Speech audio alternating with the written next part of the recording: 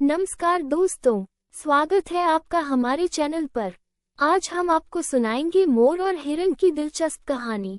एक समय की बात है, एक हरे भरे जंगल में मोर और हिरन दो अच्छे दोस्त रहते थे। दोनों ही बहुत सुंदर और तेज थे और वे एक दूसरे के साथ अपना समय बिताना बहुत पसंद करते थे। मोर अपनी रंग बिरंगी पंखों की सुंदरता पर गर्व करता था, जबकि हिरन अपने तेज दौड़ने और सुडौल सींगों पर गर्व करता था। दोनों ही अपनी अपनी खूबियों में मस्त रहते थे।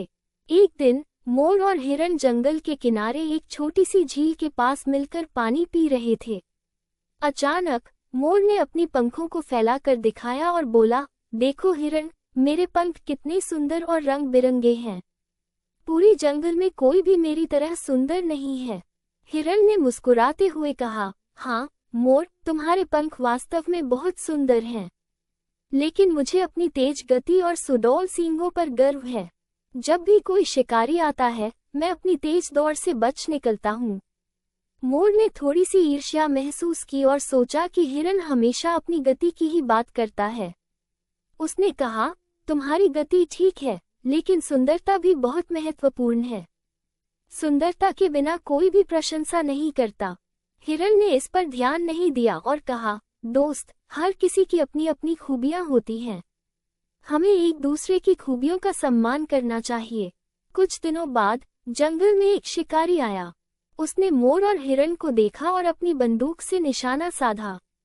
मोर डर के मारे अपने पंख फैलाकर उड़ने की कोशिश करने लगा, लेकिन उसके भारी और सुंदर पंखों के कारण वो जल्दी नहीं उड़ सका। दूसरी ओर हिरन ने अपनी तेज गति से दौड़ना शुरू किया और जल्दी ही शिकारी की नजरों से ओझल हो गया।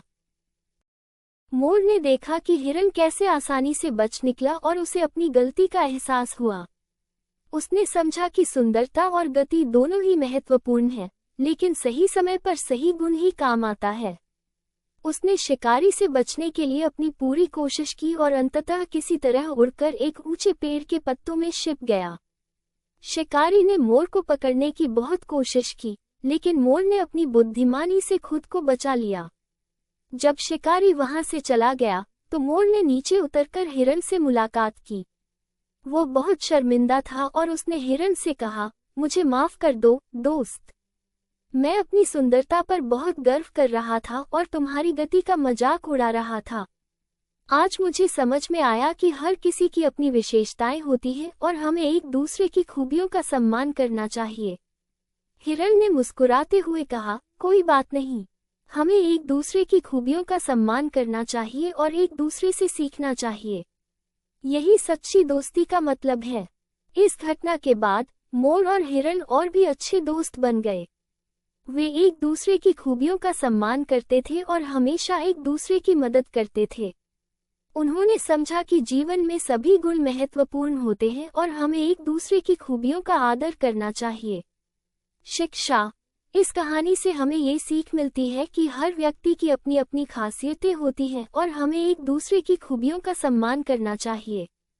किसी एक गुण को ही सर्वोपरि मानकर घमंड नहीं करना चाहिए, बल्कि एक दूसरे से सीखकर आगे बढ़ना चाहिए। ऐसी और अधिक मनमोहक और नैतिक कहानियों के लिए लाइक, शेयर और सब्सक्राइब करना न भूलें। धन्यवाद।